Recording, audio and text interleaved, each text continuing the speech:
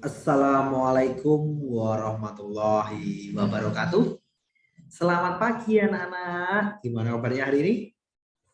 Pasti semuanya sehat, semangat, gembira ya. Ya, kali ini kita sudah memasuki subtema 2. Nah, ya. Kali ini di subtema 2 apa sih yang akan kita pelajari? Mari kita simak dengan konsentrasi yang tinggi ya. Konsentrasi ya. Kita sudah harus konsentrasi, semangat belajarnya ya. Kita sudah memasuki subtema 2 ya. Nah, ini gambarnya. Ya. Subtema 2 pembelajaran 1, pahlawanku kebanggaanku ya. Pembelajaran 1. Ketika masa kerajaan Hindu-Buddha mulai melemah, masuklah agama Islam di wilayah Indonesia. Ya, di wilayah Indonesia, siapa yang punya peran penting di masa kerajaan Islam? Ayo kita cari tahu.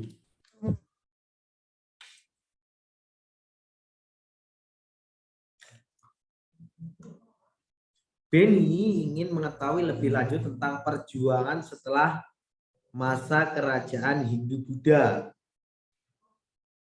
Bersama Benny, mari kita cari tahu lebih lanjut perjuangan tersebut. Bacalah teks berikut dalam hati ya.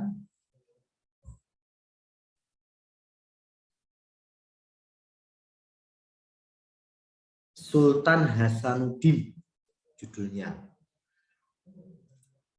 Sultan Hasanuddin ialah raja dari kerajaan Islam Goa Talo di Makassar, Sulawesi Selatan. Oleh Belanda, ia dijuluki ayam jantan dari timur karena kegigihan dan keberaniannya melawan Belanda. Ia membela kepentingan kerajaannya dan kepentingan rakyatnya dengan gigih. Ia berusaha menegakkan kedaulatan dan memperluas wilayah kerajaan. Ia berhadapan dengan Arupalaka, Raja Bone yang dibantu oleh Belanda. Sultan Hasanuddin dikenal arif dan bijaksana. Beliau merasa sedih karena harus bertempur melawan keluarga sendiri. Arung Palaka, Laten Ritato Tok Erung, sudah seperti saudara kandung sendiri. Sultan Hasanuddin mempertimbangkan bahwa pertumpahan darah di kalangan orang Makassar dan Bugis harus segera dihentikan. Sultan Hasanuddin berusaha menggabungkan kekuatan kerajaan-kerajaan kecil di sekitar kerajaannya untuk melawan Belanda. Karena perjuangan dan jasa-jasanya, nama Sultan Hasanuddin diabadikan sebagai nama jalan dan universitas di Makassar, Sulawesi Selatan. Pemerintah bahkan menganugerahkan gelar pahlawan nasional kepada Sultan Hasanuddin. Setelah wafat, Sultan Hasanuddin dimakamkan di komplek pemakaman Raja-Raja Goa di Sulawesi Selatan.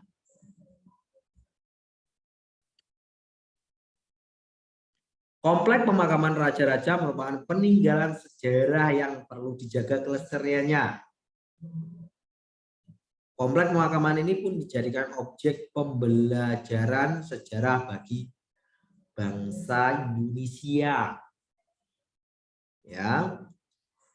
Kemudian tugasnya berdasarkan bacaan di atas, isilah tabel berikut. Ya, dipahami tugasnya.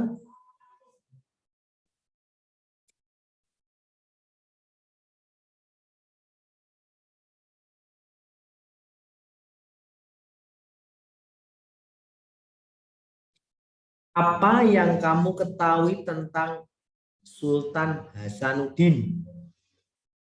Kamu bentuk tabel, kamu tulis juga apa yang ingin kamu ketahui lebih lanjut tentang Sultan Hasanuddin. Itu tugasnya diberi tabel. Seperti contoh pada soal ini. Diskusikan hasil pekerjaanmu dengan temanmu. Berdasarkan hasil diskusimu, informasi apa saja yang didapatkan tentang Sultan Hasanuddin. Kamu juga dapat menambah informasi tentang Sultan Hasanuddin dengan bertanya kepada gurumu. Tulislah informasi lengkap tentang Sultan Hasanuddin berdasarkan informasi yang kamu peroleh dari sumber lain. Berarti kamu bisa mencari dalam bacaan, dari internet, ataupun dari sumber-sumber yang lainnya boleh ya. Itu dikotai seperti contoh itu. Dari perjuangan Sultan Hasanuddin, kita belajar tentang keberanian dan kegigihan dalam melawan tindakan yang salah dan sewenang-wenang. Sultan Hasanuddin berusaha untuk melawan kesewenang-wenangan Belanda. Perjuangan beliau layak diteladani dan diberi penghargaan. Berbagai peninggalan Sultan Hasanuddin juga perlu terus dilestarikan sebagai pelajaran bagi generasi berikutnya. Bangsa yang besar adalah bangsa yang menghargai jasa pahlawannya. Bagaimana cara kamu menghargai jasa para pahlawan? Jelaskan jawaban. Ya. Bisa cara menghargai jasa pahlawan dengan kita belajar dengan sungguh-sungguh, rajin, itu juga termasuk menghargai jasa pahlawan ya. Kita meneruskan apa yang dicita-citakan oleh para pahlawan ya. Kamu menuliskan jawabanmu juga ya. Kemudian ayo mencoba. Sepulang sekolah, Beni menceritakan kepada kakeknya kisah perjuangan Sultan Hasanuddin. Beni bertanya kepada kakeknya bagaimana cara orang zaman dulu berkomunikasi ketika berperang, ya, berkomunikasi ketika perang.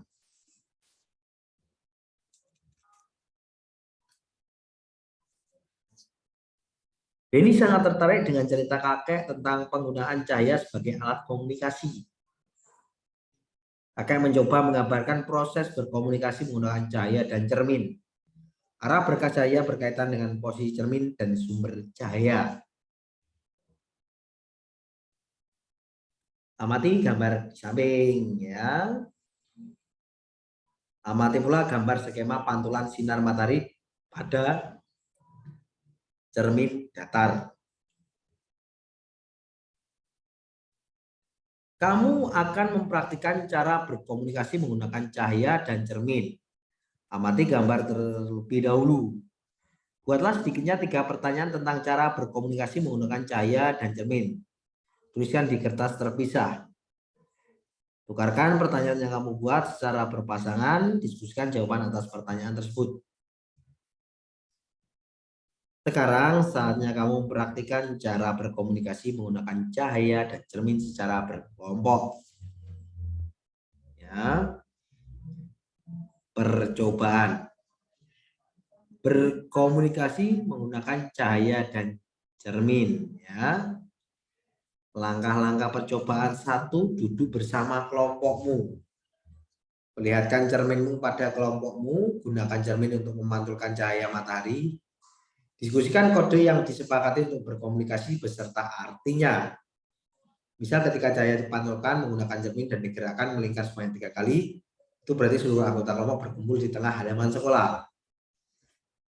Setelah berdiskusi, anggota kelompok menyebar ke tempat yang berbeda di sekitar sekolah. Setiap anggota kelompok berdiri di tempat yang terdapat cahaya matahari. Pantulkan cahaya kepada teman yang disepakati. Buat laporan tentang sifat cahaya di akhir kegiatan. Kemudian buatlah laporan dari percobaanmu. Ya, ini kita praktik kalau di sekolah aja ya. Laporan kegiatan percobaan, nama percobaan, kamu tuliskan, tujuan percobaan, alat-alatnya yang dibutuhkan apa, Langkah kerja, kesimpulan. Sampaikan laporan kepada gurumu. Wah, menarik sekali belajar tentang perjuangan pahlawan. Aku ingin tahu pahlawan-pahlawan lain yang ada di Nusantara. Siti ingin mengetahui lebih lanjut tentang perjuangan raja-raja Nusantara. Bersama Siti, amati gambar-gambar di bawah ini. Berikut adalah raja pada masa pemerintahan kerajaan Islam. Sultan Hasanuddin 1654 sampai 1660 Masehi. Sultan Iskandar Muda 1607 sampai 1636 Masehi. Dan amati tokoh-tokoh tersebut. Apakah yang kamu ketahui dan ingin kamu ketahui lebih lanjut tentang peninggalan pemerintahan raja-raja tersebut? Isilah tabel berikut yang aku ketahui tentang peninggalan raja-raja pada masa Islam. Kemudian yang ingin aku ketahui lebih lanjut tentang peninggalan raja-raja pada masa Islam. Ini kamu kotai ya. Kemudian diskusikan tabel dengan temanmu. Tidak usah diskusi, cukup kamu kerjakan sendiri aja. Kemudian cari informasi tentang perjuangan para raja dan peninggalan yang mempengaruhi wilayah di sekitarmu. Dari buku-buku yang ada di perpustakaan, media elektronik, atau gurumu, lengkapi tabelmu. Tuliskan informasi yang telah kamu dapat di dalam kotak di bawah ini atau di kertas terpisah. Tuh. Perjuangan para raja-raja dan peninggalan yang menguasai wilayah ya.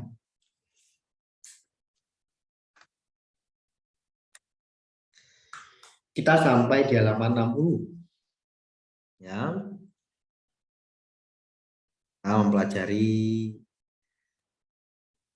raja-raja pada masa Hindu, Buddha, dan Islam ya Nana ya kali ini. Mungkin sampai sini dulu penjelasan dari Pak Edo. Jika ada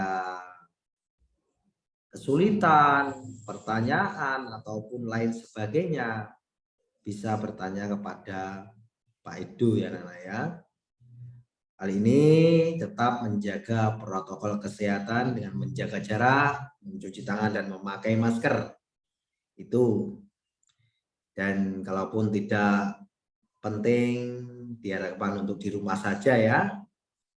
Ya, kita belajar agar ilmu yang kita dapatkan berguna nanti ya, karena kita sudah kelas 4 ya. Semester 1 hampir habis ya. Mungkin akan ulangan, kita harus belajar dengan semangat lagi, semangat ya.